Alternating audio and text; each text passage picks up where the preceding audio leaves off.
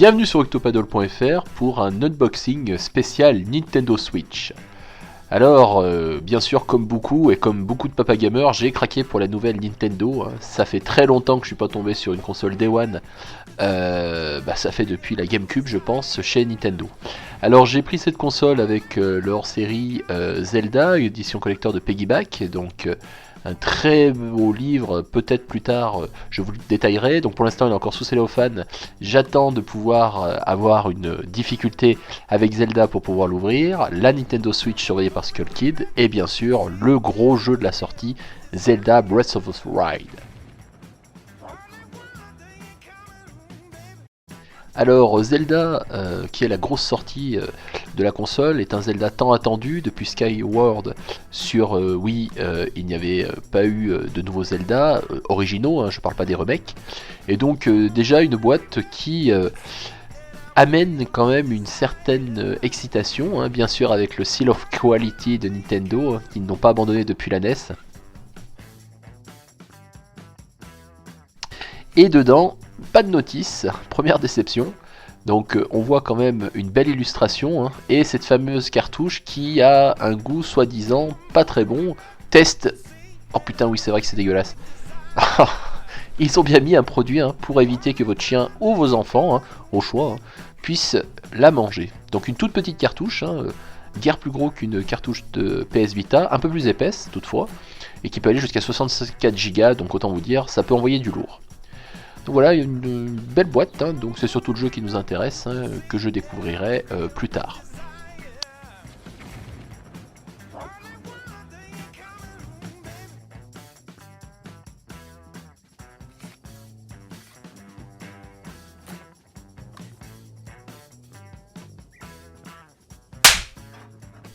Alors, petite comparaison utile pour voir la différence entre une boîte Switch, une boîte Vita et une boîte PSP.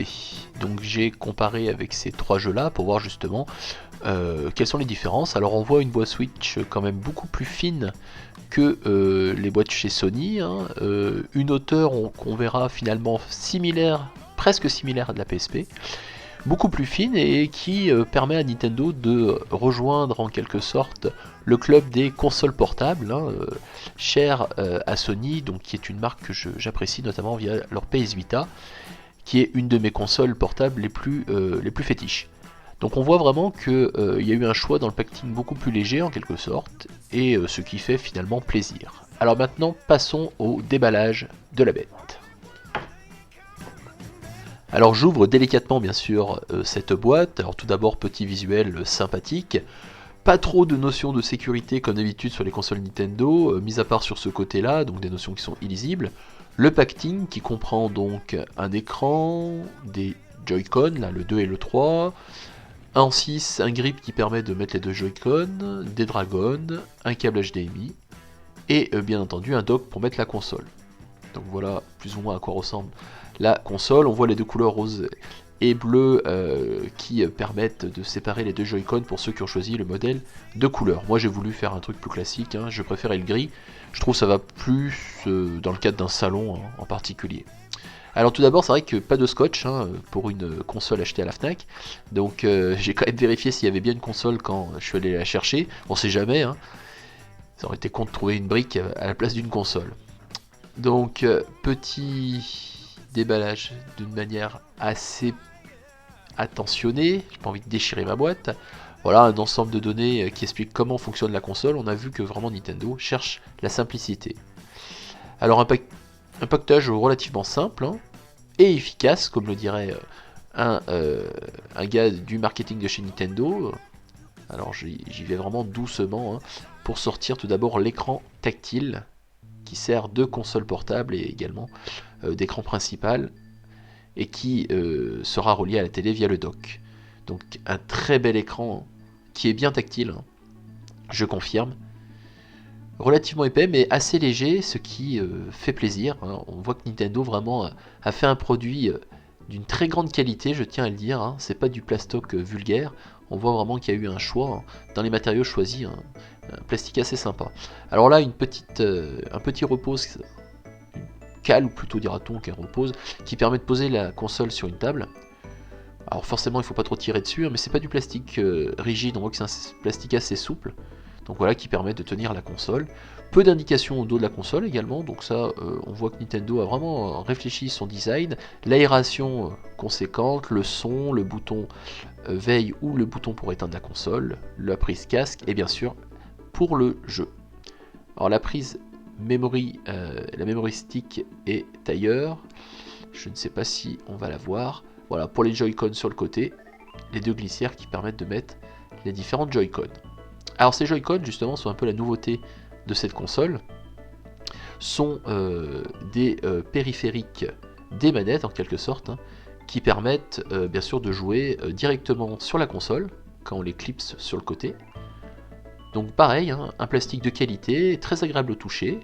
Alors peut-être les boutons sont un peu proches du stick, hein, je pense qu'à la longue, pour une pratique à deux, vous prêtez votre Joy-Con à votre compère, ça risque de fatiguer. Dessus on voit également les deux boutons qui ont été rajoutés, mais on voit que c'est quand même une petite manette. Hein.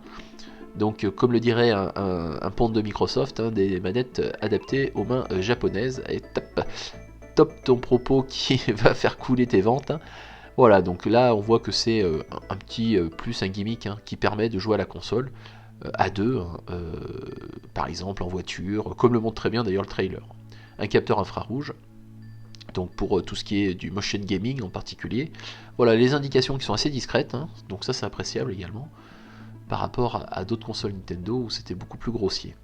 Alors on les fait glisser sur le côté et on obtient tout simplement notre manette, qui sera à gauche et à droite, et on voit que Nintendo est passé bien sûr à deux sticks hein, analogiques, hein, à gauche et à droite. Alors j'ai pas mis encore celui de gauche, hein, mais vous voyez un écran quand même d'une très belle qualité. Hein. Les boutons Y, X, A, B bien sûr. Vous avez un bouton aussi sur le stick qui sert comme une manette PS4. Vous avez le bouton Home qui est en bas à droite, qui permet d'accéder au menu de la console. Et voilà le deuxième stick, hein, donc qui permet également à un camarade, un collègue de jouer hein, à la pause méridienne ou ailleurs. Et quand on clipse sur le côté, notre Nintendo Clipo, comme je l'avais intitulé dans une précédente vidéo, fait office vraiment de console portable. Et autant vous dire, c'est très agréable au toucher, c'est pas lourd du tout. Et franchement, je suis bluffé par la qualité du produit. Vraiment, on n'est pas face à un vulgaire plastique. Hein. On voit que Nintendo a vraiment pensé sa machine et a vraiment voulu faire un produit de qualité. Alors là je mets la jaquette du jeu pour vous montrer la largeur justement de l'écran, ce qui vous permet de voir en voyant le jeu, une jaquette de jeu ce que ça représente. Donc vous voyez un bel écran, hein, entouré de noir classieux, un peu à la Macintosh, hein, sur les iMac par exemple. Alors en haut à gauche vous voyez un petit moins et en haut à droite un petit plus, hein, ce sont des boutons également d'options. Par exemple pour Zelda, hein, qui permet d'accéder à des menus, à différents menus. Voilà, donc vraiment une très belle console. Hein. J'en suis vraiment estomaqué et franchement, je suis vraiment content de l'avoir prise. Hein. Elle me plaît déjà. L'objet, en quelque sorte, est important hein, pour pouvoir l'apprécier. Alors, ce qu'on trouve d'autre également dans la boîte, c'est bien sûr le dock, bien protégé, qui permet de glisser la console dedans et la relier à une télé via une prise HDMI. Alors ce dock est également d'un très beau plastique, un peu plus mat, qui vraiment ne dépareille pas dans un salon. Hein. Franchement, ça fait pas du jeu comme une GameCube violette. Hein. On voit que la Nintendo parle au papa gamer. Hein. Donc merci Nintendo enfin de penser à nous. On glisse la console dedans, voilà, elle se clipse au fond. Et l'écran est protégé, vous voyez, avec une sorte de plastique. Vous avez derrière l'accès aux prises, donc pareil, hein, prise HDMI, prise USB pour mettre une clé par exemple ou un disque dur, qu'on peut laisser d'ailleurs dans le coffret, et pour l'adaptateur. Et vous avez d'ailleurs deux prises USB sur le côté pour éviter de tout ouvrir, hein, notamment. Et je peux vous assurer que franchement, c'est vraiment super bien pensé. Hein. Je l'ai mis derrière ma télé, et franchement, ça c'est vraiment pratique. Donc, petit essai, hein, vous voyez, donc je la glisse. Donc, deux protections de chaque côté, notamment du dock, qui permet à la console d'être protégée au niveau de son écran. Voilà, elle sort un peu légèrement, donc, et on voit voilà, la fameuse Switch dans son écran et dans son écrin, ce qui permet de la protéger, ce qui permet aussi de recharger la console et les Joy-Con. Alors si les Joy-Con ça vous plaît pas, vous avez aussi ce grip qui permet de, par ce biais-là, en glissant les deux Joy-Con sur le côté, de pouvoir y jouer.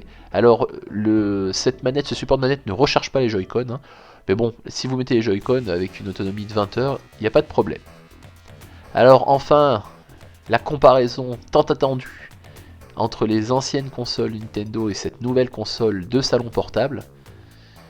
Donc DS, 3DS, New 3DS, en dessous DS Lite et à gauche bien sûr la SP. Alors c'est toutes des modèles, ce sont tous des modèles Zelda bien sûr, normalement qui font partie de ma collection personnelle.